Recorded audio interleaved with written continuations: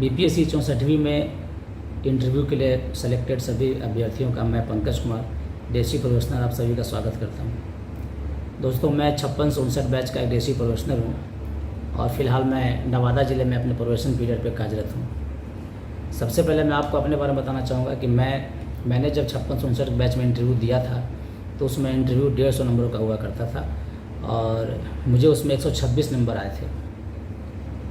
रंजीत कुमार सिंह जो हमारे बहुत पुराने सीनियर हैं, पटना कॉलेज के सीनियर हैं, आप लोग जानते होंगे, उन्हें मिशन 50 के वो मार्गदर्शक मंडल के मुख्य व्यक्ति हैं। उनके विशेष अनुरोध पे मैं ये वीडियो आप लोगों के लिए बना रहा हूँ। सबसे पहले मैं आपको ये बताना चाहूँगा कि जैसा कि आप जानते होंगे कि अब जो इंटरव्यू का जो नंबर है वो 150 से घटकर 120 हो गया है। तो 120 में कितने नंबर आपको आने चाहिए? 120 में आपको मिनिमम, अगर आप बहुत अच्छे परफॉर्मेंस करना चाहते हैं और आपको रैंक अंडर 1 to 50 चाहिए तो एनी हाउ आपको साक्षात्कार में 100 नंबर्स लाने ही लाने होंगे। अगर आप 90 और उससे नीचे मार्क्स लाते हैं साक्षात्कार में तो आप एक एवरेज विद्यार्थी माने जाएंगे और आपको बहुत अच्छे रैंक मिलने की संभावना कम से कम होती जाएगी। तो आइए दोस्तों, सबसे पहले हम शुरू करते हैं कि आखिर ये इस लॉकडाउन की प्रक्रिया में जब कोई भी कोचिंग संस्था चल नहीं रही है तो आप अपने तैयारी की शुरुआत कहाँ से करेंगे? सबसे पहले आप तैयारी की शुरुआत करेंगे अपने बायोडाटा बनाने से। आप बहुत ही तसल्ली से एकदम पूरी बढ़िया से समय देकर अपना एक बायोडाटा बनाएंगे। उस बायोडाटा को बहुत ही ईमानदारी से बनाएंगे और ध्यान रखें एक बात कि बायोडाटा बनाते समय कभी भी ये प्रयास ना हो आपका कि आप इंटरव्यू बोर्ड को इम्प्रेस करना चाहते हैं। The one thing I want to clear, the purpose of sharing the biodata and making the biodata is not to impress the interview board but to share the information with the interview board. तो आप कतई भी अपने biodata को बनाने के साथ साथ इंटरव्यू बोर्ड को चेपने की हिमाकत ना करें, इंटरव्यू बोर्ड को कभी इम्प्रेस करने की हिम्मत ना करें। आप बिल्कुल ही साफ सुथरा, एकदम सरल, सहज और एकदम पारदर्शी बायोडाटा बनाएं। ऐसा बायोडाटा जो आपको बहुत महान साबित नहीं करे बल्कि एक ऐसा विद्यार्थी साबित करे जो आप सचमुच में हैं। इन वन लाइन, दूसरे के जूते पहन के इंटरव्यू बोर्ड में ना जाएं, आप कंफर्टेबल नहीं रहेंगे। तो बायोडाटा दूसरों को देखकर, दूसरे से प्रभावित होकर एक सफल विद्यार्थी को कॉपी करके कतई नहीं बनाएं। बायोडाटा वही बनाएं जो आप हैं, क्योंकि यही बायोडाटा आपके सिलेक्शन को निर्धारित करने वाला है। तो सबसे पहले क्या करेंगे? आप बायोडाटा बनाएंगे। फिर अब सवाल है, बायोडाटा आपने बना लिया तो अब आप क्या करेंगे? तैयारी का सबसे पहला चरण कहाँ से शुरू करेंगे? इस लॉकडाउन की प्रक्रिया में भटकाव की समस्या बहुत ज़्यादा है। कई सारे कोचिंग्स वाले, कई सारे यूट्यूब चैनल्स आपको मिलेंगे जो तरह तरह की आइडिया देंगे। मैं उनका सम्मान करता हूँ, उनसे बेहतर आइडिया आपको मिल सकते हैं, लेकिन मैं समझता हूँ, मैं आपको बताना चाहता हूँ। सबसे पहले आप अखबार पढ़ेंगे आज से, और वो भी चार अखबार पढ़ेंगे। मुझे इससे कोई फ़र्क नहीं पड़ता है कि आप अंग्रेजी अखबार पढ़ते हैं कि उर्दू अखबार पढ़ते हैं, बस अखबार पढ़ेंगे। एक अखबार जो मेरी तरफ से पढ़ेंगे और ज़रूर पढ़ेंगे वो है दैनिक जागरण राष्ट्रीय संस्करण। आप हिंदी मीडियम से हैं कि फारसी मीडियम से हैं, इससे कोई मतलब नहीं है। आप दैनिक जागरण राष्ट्रीय संस्करण जरूर पढ़ें। आज से 4 अखबार पढ़ेंगे। दूसरा काम क्या करेंगे? दूसरा काम करेंगे आप कि आप आज से टीवी डिस्कशन सुनेंगे। लेकिन टीवी डिस्कशन कौन सा? वो शाम को नहीं, शाम को जो चिल्लम पो करते हैं ना, वो डिस्कशन नहीं। आप जो टीवी डिस्कशन सुनेंगे, राज्यसभा और लोकसभा का जो बिग पिक्चर है, देश देशांतर है, वो सुनेंगे। हर एक टॉपिक पे अब जो गहन चर्चा होती है उनको सुनेंगे। आप नहीं सुन पाए हैं तो आप यूट्यूब से जाकर डाउनलोड करके सुनेंगे। लेकिन आज से आप 2 घंटे का टीवी डिस्कशन जरूर सुनेंगे, लाइव टीवी डिस्कशन। यदि संभव हो तो, नहीं तो आप यूट्यूब में डाउनलोड कर लें मोबाइल में, आप उनसे सुनें। इसके बाद आप क्या करेंगे? इसके बाद आप करेंगे अपने ऑप्शनल सब्जेक्ट की तैयारी। ऑप्शनल सब्जेक्ट में आपको बताना चाहता हूँ कि बोर्ड में बैठा हुआ कोई भी व्यक्ति आपसे ज़्यादा आपके ऑप्शनल सब्जेक्ट को नहीं जानता है। अगर आपने ईमानदारी से ऑप्शनल सब्जेक्ट को पढ़ा है तो आप इंटरव्यू बोर्ड में अच्छे मार्क्स निकालने में सफल हो जाएंगे। ऑप्शनल सब्जेक्ट की 2 समस्या है। पहला कि आपने ग्रेजुएशन किसी और सब्जेक्ट से किया है और आपने ऑप्शन कोई और लिया है, तो आपको ये जस्टिफाई करना पड़ेगा कि आपने सब्जेक्ट क्यों चुना, क्यों आखिर आपने अपने सब्जेक्ट का चुनाव करते समय उस सब्जेक्ट को नहीं चुना जिसको आपने 3 साल तक पढ़ाई किया था। तो इस सवाल का जवाब आप तैयार करेंगे।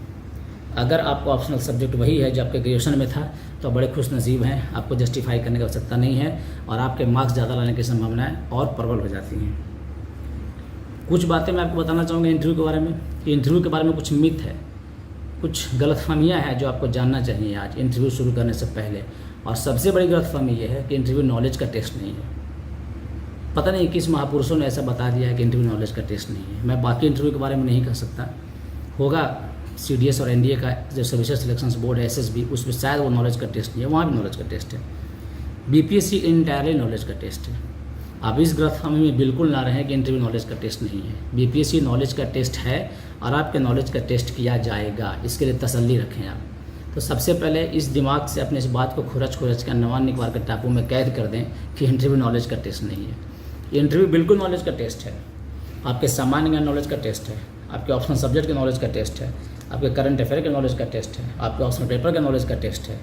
तो आप इसे बच नहीं सकते हैं। इसलिए फर्जी आश्वासन में मत जिया कीजिए आप लोग, इंटरव्यू नॉलेज का टेस्ट नहीं है। इसलिए आप अपने सब्जेक्ट पे पकड़ बनाए रखेंगे, रिवाइज करेंगे।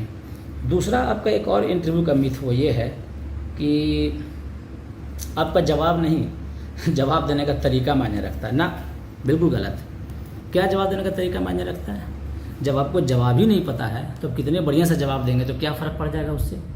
तो जवाब देने का तरीका मायने तब रखता है जब जवाब आपको कंप्लीट पता हो।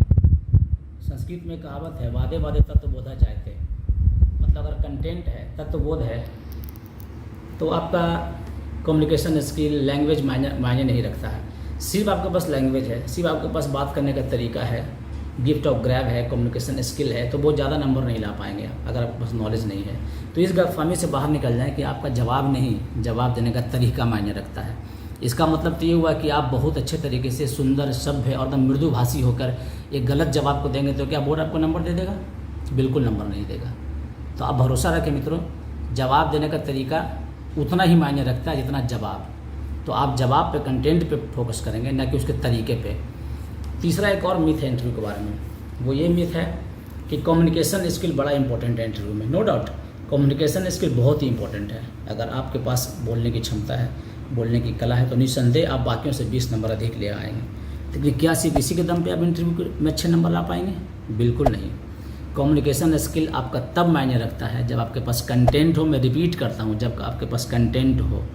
फॉर गॉड सेक इन बकवासों पे बिल्कुल ध्यान नहीं देना है। कम्युनिकेशन स्किल अकेले कुछ नहीं बिगाड़ पाएगा। आपको पढ़ना पड़ेगा, डीप जाना पड़ेगा अपने सब्जेक्ट पे, अपने ऑप्शनल्स पे, करंट अफेयर पे तगड़ी नज़र रखनी होगी, और तब ये कम्युनिकेशन स्किल आपको मदद करेगा।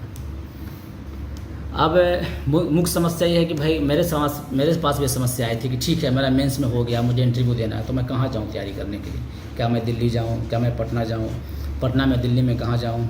किस कोचिंग में जाऊँ? कहाँ पे बढ़िया फैकल्टी हैं? कहाँ पे बढ़िया मुझे मिलेंगे? इंटरव्यू बोर्ड के मेंबर्स कहाँ मिलेंगे? तो मित्रों, आप मिशन 50 का नाम जानते होंगे। रंजीत भैया खुद इसको चलाते हैं, खुद इसके मार्गदर्शक मंडल में शामिल हैं।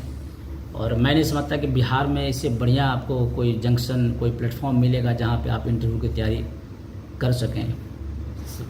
आपको यहाँ पे सीनियर ब्यूरोक्रेट्स, IAS, IPS और BPSC में सेलेक्टेड वैसे लोग जो आज कार्यरत हैं अपने विभिन्न प्रोफेशंस में, वो आपको आएंगे मार्गदर्शन देने के लिए।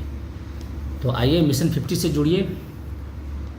और जहाँ तक मेरा सवाल है, मैं जहाँ तक मुझे समय मिलेगा मैं आप लोगों के मार्गदर्शन के लिए दोबारा उपलब्ध रहूँगा। अगर मिशन 50 किसी भी तरह का लाइव सेशन करवाता है इंटरव्यू के लिए, तो मैं वहाँ उपलब्ध रहूँगा आपके मार्गदर्शन के लिए। मैं फिर रिपीट करता हूँ, मेरे इंटरव्यू में 126 नंबर आए थे 150 में। मैं इसलिए नहीं बता रहा कि मैं अपने ज्ञान बिगाड़ने के लिए बोल रहा हूँ, मैं इसलिए बता रहा हूँ कि विश्वास दिलाने के लिए कि आपसे जो भी लोग, जहाँ आप जुड़ने जा रहे हैं, वहाँ पे हमारे जैसे ही लोग और हमसे बेहतर लोग आपके लिए उपलब्ध रहेंगे जो आपको मार्गदर्शन देंगे। तो ठीक है, आपसे मिलते हैं दोबारा नए सेशन में, नए वीडियो के साथ। थैंक यू, धन्यवाद, जय हिंद।